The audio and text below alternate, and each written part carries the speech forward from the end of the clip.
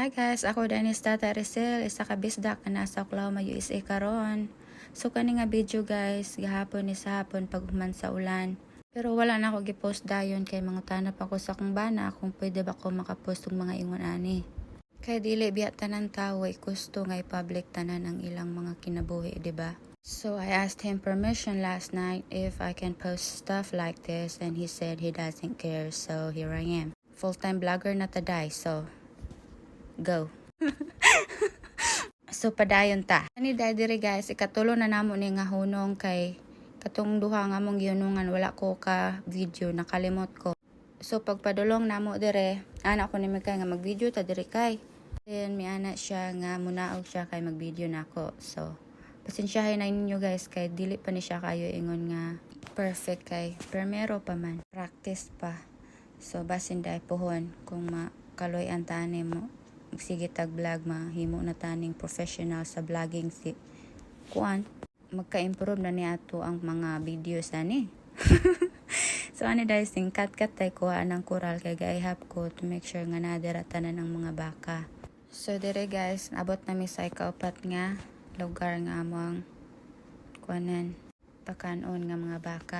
Dire di ay ang farmhouse guys, doon siya sa farmhouse tapad sa basta dako ni siya nga lugar dire mga anayan ni ang mga baka dire guys, bago lang po ni sila nanganak na isa ka turo dire dayon isa ra man jud ka turo butang sa isa ka lugar kay kung daghanon or duha ba manggiaway na sila guys, magsige na sila bugno. Dayon dire dahil sa among farmhouse guys na ay gaabang dira na nagrenta nga mga Mexican. Pero sa Loyo ana na ay apartment nga diha magstay ang among hunters kung nami mga hunters tayo nung nami bisita diha nang paistehon para na sila private nga kuan ka stayhan. Makita ra na dira ron guys ug na ay sa video siguro kung dira dapit. So gadrap ra kong mga feed ana guys, gamay ra kay kuan man aron ra maihap sila kung nabatanan. Gamay ra kay nagsugod naman og rin ang mga tano ang mga tawag ani sagbot, so na sila makaon ra.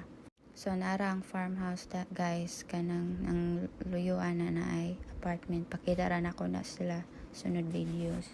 Dayon ning naog day ko ani guys kay ako ang ihapon kung naaba dara tanan ang mga baka.